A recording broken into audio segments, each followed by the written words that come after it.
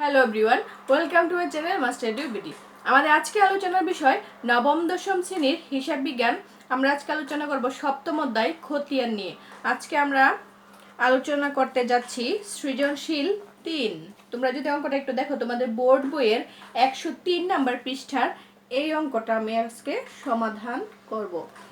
অঙ্কটা যদিও দেখতে সিম্পল মনে হচ্ছে, কিন্তু অঙ্কটা কিন্তু খুবই গুরুত্বপূর্ণ একটা অঙ্ক। এখানে একটা কি নগদান বইয়ের একটা খতিয়ান দেওয়া আছে, খতিয়ান ছক সহ কিছু লেনদেন সহ একটা নগদান বই দেওয়া আছে, যেটা আমি কি করছি এখানে একা রাখছি। ঠিক আছে, এই যে তোমাদের বইয়ে যা আছে হুবহু আমি তাই কিন্তু এখানে লিখছি।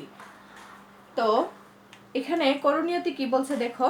করণীয়তে বলছে মামুন এন্টারপ্রাইজের উপযুক্ত নগদান হিসাবের উদ্বৃত্ত নির্ণয় করো। অর্থাৎ এই যে হিসাবটা এখানে দেওয়া আছে, এটা কিন্তু সমাধান করা নাই, মানে কি নাই, ক্লোজিং ব্যালেন্সগুলো কিন্তু এখানে দেওয়া নাই। সেটাকে বলছে যে উদ্বৃত্ত মানে হচ্ছে কি, যে মাস শেষে কত টাকা তার জমা আছে অথবা কি অথবা ঘাটতি আছে, সেটা বের করার কথা বলছে। আচ্ছা, খতে বলছে উপযুক্ত হিসাবের ভিত্তিতে মামুন এন্টারপ্রাইজের 2017 সালের জানুয়ারি মাসের জাবেদা দাখিলা প্রদান করো। অর্থাৎ জাবেদা দিতে বলছে, যেটাকে আমরা কি বলি সাধারণ জাবেদা বলে থাকি। জাবেদা সেজন্য আমি কি করছি গড় করে রাখছি। এখানে হচ্ছে ক নং, এটা হচ্ছে কি খ নং। তারপরে চলমান জের ছক অনুসরণ পূর্বক বিক্রয় হিসাব, ব্যাংক হিসাব, বেতন হিসাব ও উত্তোলন হিসাব প্রস্তুত করো। তাহলে এটা যে পদ্ধতিটা দেওয়া আছে এখানে নগদানটা, সেটা হচ্ছে কি ত্রিছক পদ্ধতি। এক পক্ষ ডেবিট আর এক পক্ষ হচ্ছে কি ক্রেডিট। তার মানে হচ্ছে কি এটা ত্রিছক পদ্ধতি। এখন বলছে তোমাকে গণনে গিয়ে চলমান জের পদ্ধতিতে কি করতে, লেনদেন কিছু 4টা লেনদেনের কথা বলা আছে, বিক্রয়, ব্যাংক, বেতন ও উত্তোলন। এই 4টা লেনদেনে কি করতে বলছে, চলমান জের পদ্ধতিতে তোমার খতিয়ান দেখাইতে বলছে। আচ্ছা, তাহলে আমরা প্রথমটা আগে করি। প্রথমটা করি বলতে আমরা প্রথমটা কি করতে হবে, যেহেতু অঙ্কটা দেওয়া আছে, অঙ্কটা তো ফুল দেওয়া আছে, তোমাদের বই হুবহু দেওয়া আছে। এখন আমরা শুধু যোগ বিয়োগ করব। কি করব? যোগ বিয়োগ করব। আশা করি। তো এখানে দেখো দেওয়া আছে ব্যালেন্স বিডি বিক্রয়। তাহলে আমরা এই পাঁচটা যোগ করব, এই পাঁচটা যোগ করব। এই পাঁচটা যোগ করলে আসে 37,000।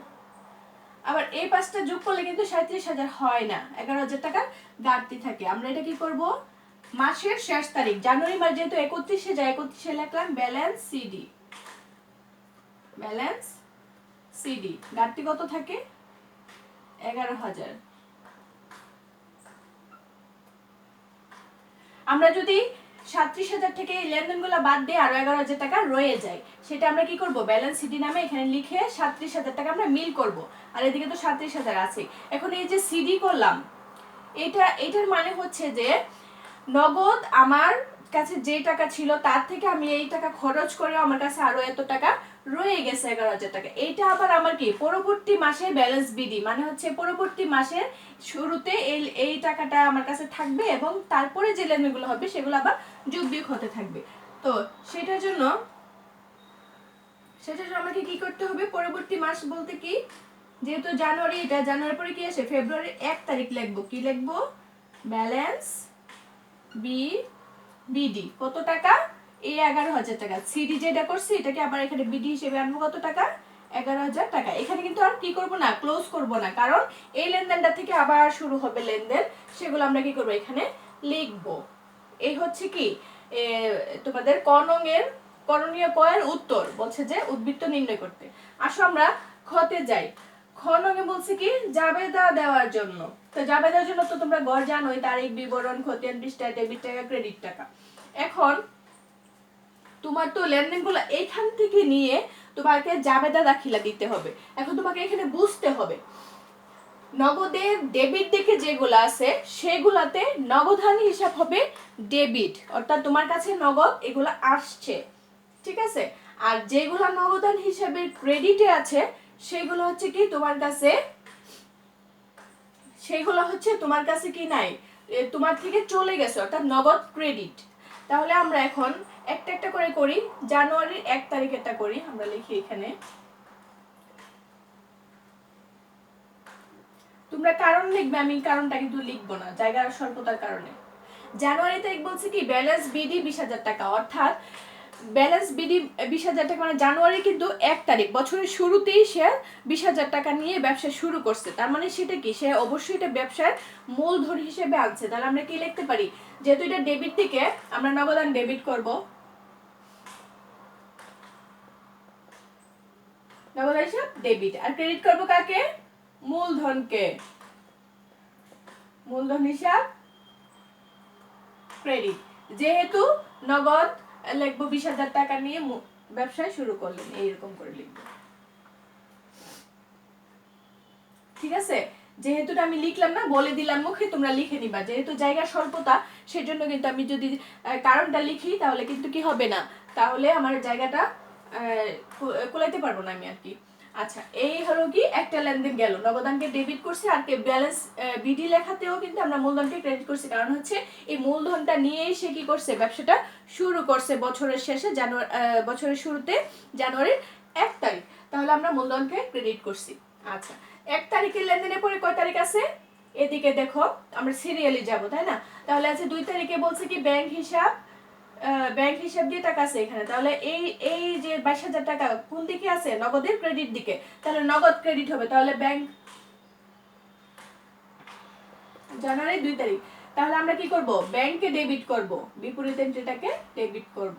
এখানে যা আছে ডেবিট নগদ হিসাব ক্রেডিট, টাকা লিখবো 22,000।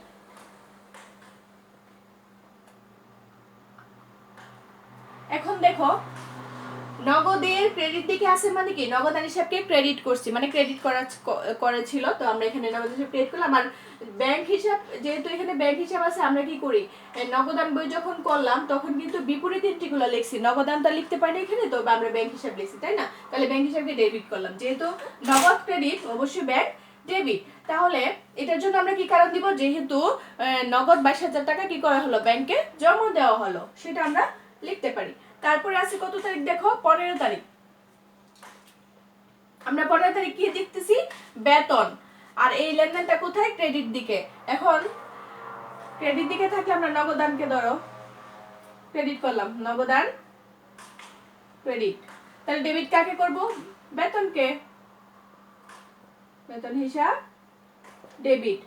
তার মানে কি দাঁড়াতেছে, এটা আমার লেনদেনটা কি হইতে পারে, নগদে বেতন প্রদান করা হলো কত টাকা, 3,000 টাকা। ঠিক আছে, তারপরে আসো 15 তারিখের পরে দেখো, এদিকে দেখো 17 তারিখ।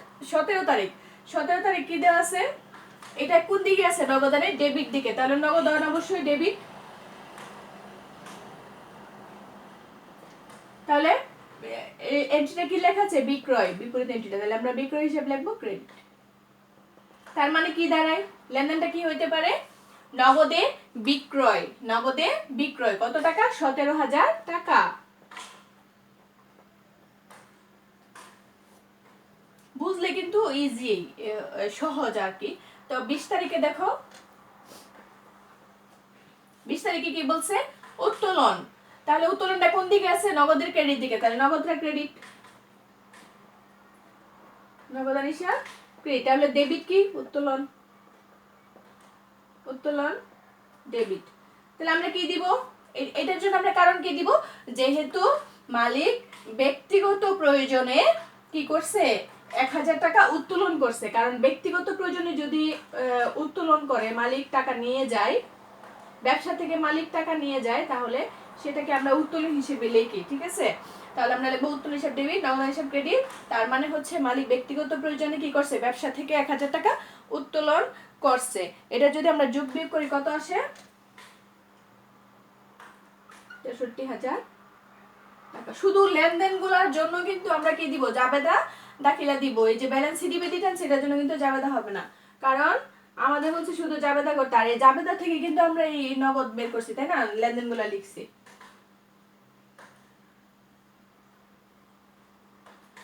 এই হচ্ছে কি আমাদের সাধারণ জাবেদা। আমি এখানে কারণ লিখি না, আবারও বলতেছি, তোমরা অবশ্যই কি করবে, কারণটা লিখে দিবে। আচ্ছা, আমরা এখন এটার ভিত্তিতে, এখন যেহেতু আমরা এটা করছি, আমি এটা মুছে ফেলি, মুছে এটার ভিত্তিতে আমি তোমাদের ওই যে চলমান যে বলছে গণগুরুত্বটা আমরা করি, ঠিক আছে? আশা করি আমি এই দুইটা তোমরা বুঝতে পেরেছো।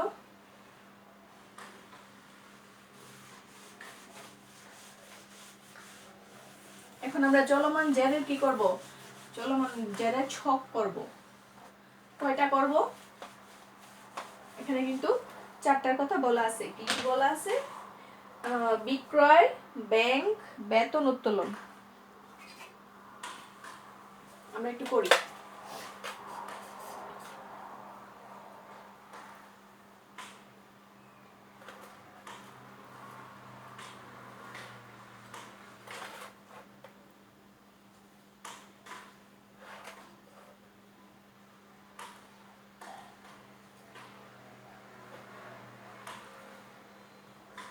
কটা করতেছি?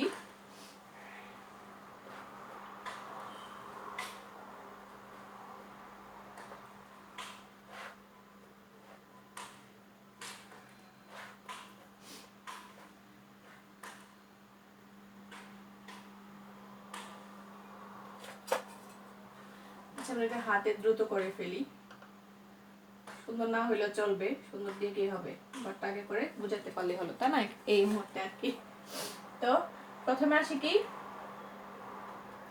প্রথমে আসি তারিখ। তারিখ। তারপরে আসি কি? বিবরণ। তারপরে আসি কি? জাবেদা পৃষ্ঠা। লেনদেনটা আমরা কি জাবেদা থেকে আনবো? ডেবিট টাকা, ক্রেডিট টাকা, তারপরে টান দিয়ে ডেবিট জের, ক্রেডিট জের। আমি একটা লিখবো আর তোমরা বাকিগুলো লিখে তারপরে করে ফেলবা, ঠিক আছে? তো প্রথমে আছে কি হিসাব? প্রথমে আছে বিক্রয় ব্যাংক। প্রথমে বিক্রয়, এটা কি? গণং উত্তর। তাহলে আমরা এখানে কি লিখবো? চলমান জের, খতিয়ান চলমান জের, খতিয়ান, ঠিক আছে? বিক্রয় হিসাব। তারপরে আছে কি হিসাব? বিক্রয়ের পরে আছে তোমার ব্যাংক হিসাব, বেতন হিসাব। ব্যাংক হিসাব, বেতন হিসাব, আর আছে কি? উত্তোলন হিসাব, তাই না? উত্তোলন হিসাব। তাহলে প্রথম ঘরটা হচ্ছে কি? তারিখ, বিবরণ,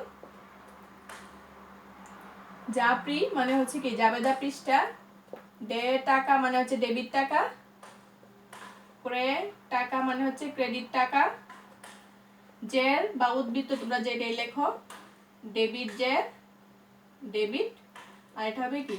ক্রেডিট জের। মানে ডেবিট ক্রেডিট লিখবা চাইলে চলবে, ডেবিট ক্রেডিট, ক্রেডিট। বাকিগুলো সেমই হবে প্যাটার্নটা। তো লেখাগুলো আর কি প্যাটার্নটা কি, লেখাগুলো কি হবে আমি আর লিখলাম না সময় স্বল্পতার কারণে। তো আমরা কি করব এখন? করব হিসাবটা। তাহলে বিক্রয় হিসাব প্রথমে। তাহলে বিক্রয়টা কত তারিখ আছে দেখো?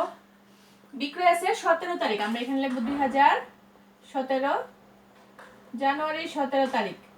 বিক্রয়ের বিপরীত এন্ট্রিটা আমরা কি করতে হবে? লিখতে হবে। যেহেতু আমি বিক্রয় হিসাব করতেছি তাহলে নগদান লিখবো, নগদান হিসাব। বিক্রয় কোন পাশে আছে? বিক্রয় আছে ক্রেডিট পাশে। কত টাকা? 17,000 টাকা। আমরা লিখবো এখানে 17,000। তো এটা তো হচ্ছে গিয়ে ডেবিট ক্রেডিট করলাম, তাই না? এটা আমরা জেড টানবো, মানে কি যোগ বিয়োগ করে একবারে ফলটা লিখে ফেলবো। তাহলে এটা যেহেতু ক্রেডিটে আছে আর কোনো লেনদেন নাই, তাহলে এটা কি করবে? ক্রেডিটেই চলে যাবে, কারণ এই ক্রেডিট ব্যালেন্স প্রকাশ করে। কারণ হচ্ছে কি বিক্রয় হচ্ছে ব্যবসায়ের আয়, আর আয় সবসময় কি ক্রেডিট ব্যালেন্স প্রকাশ করে। আর এটা ক্রেডিটে, তো আমরা যদি ক্রেডিটের রেজাল্টটা আমরা কি করি? জেডটা নিই, তাহলে ক্রেডিটেই যাবে। আর এখানে যদি কোনো লেনদেন নাই, আর আমরা কি চলমান জেড পদ্ধতিতে কি করি না? ক্লোজ করি না হিসাব, এটা চলতেই থাকবে, ঠিক আছে? তাহলে আমরা এটাই পোস্টিং শেষ, একটা কিন্তু শেষ। তারপরে আছে কি তোমার ব্যাংক। ব্যাংক কোথায় আছে দেখো? ব্যাংক আছে 2 তারিখে। আমরা এখানে লিখব, তোমরা এগুলো লিখে নিও। আমি ব্যাংক আছে কত তারিখে? 2 তারিখে। কি লেখা? ব্যাংক কোন সাইডে আছে? ডেবিটে আছে। তাহলে ব্যাংক কি ব্যালেন্স প্রকাশ করে? Debit balance. এটা ডেবিট, এটা ডেবিট। তাহলে এন্ট্রিটা কি লিখবো? নগদান। ডেবিটে টাকা লিখবো, কত টাকা? 22,000। তাহলে এটা যেহেতু ব্যাংক, যেহেতু ডেবিট, ব্যাংকে টাকা জমাইছে, ব্যাংকে টাকা বাড়ছে, সম্পদ বাড়ছে, তাই না? একটা সম্পদ বাড়ছে, একটা সম্পদ কমছে। তাহলে আমরা কি করব? ডেবিটে আছে, তাহলে আমরা ডেবিটে লিখবো। এই শেষ। আবার কি আছে? বেতন। বেতন কত তারিখে আছে? 15 তারিখ। আমরা লিখি জানুয়ারি 15 তারিখ। বেতন আছে কোন দিকে? ডেবিটে। এটা ডেবিট, এটা ডেবিট। তাহলে আমরা কি লিখবো? নগদান। বিপরীত এন্ট্রি লিখবো নগদান। টাকা কত? 3000 ডেবিটে। এটা যদি আমরা যোগ বিয়োগ করে নেই তাহলে ডেবিটে আরো কি 3000 টাকা প্রকাশ করবে, তাই না? আচ্ছা, তারপরে আছে কি উত্তোলন কত তারিখ? 20 তারিখ। আমরা লিখি জানুয়ারি 20 তারিখ। বিপরীত এন্ট্রি কি? নগদান। নগদান টাকা কত? 1000। কোন দিকে আছে? ডেবিটে। ডেবিটে আছে, তাহলে আমরা লিখবো ডেবিট, উত্তোলন 1000। এই হচ্ছে কি অঙ্কটা। এখানে কিন্তু এটা এই পদ্ধতিটাকে বলে কি? চলমান জ্যার পদ্ধতি, মানে চলতেই থাকবে, এটার কোনো কি হয় না, টিচকের মতো প্রতি মাসের হিসাবটা আমরা ক্লোজ করে পরবর্তী মাসে ব্যালেন্সটা নিয়ে যাই না। এখানে প্রতিটা লেনদেনের পরেই ব্যালেন্স করে ফেলা হয়, মানে জ্যার টেনে ফেলা হয়। আর এই যে লেখাগুলা বিবরণ, ক্রেডিট টাকার জ্যার, এগুলো তোমরা লিখে নিবে, ঠিক আছে? আচ্ছা, আশা করি তোমরা বুঝতে পারছো। অঙ্কটা খুবই সাধারণ, কিন্তু একটু বোঝার বিষয় আছে, আর এটা কিন্তু একটা ইম্পর্ট্যান্ট একটা অঙ্ক। ধন্যবাদ সবাইকে। যদি আমার ভিডিওগুলো ভালো লাগে অবশ্যই চ্যানেলটা কি করবে? সাবস্ক্রাইব করে রাখবে। ধন্যবাদ।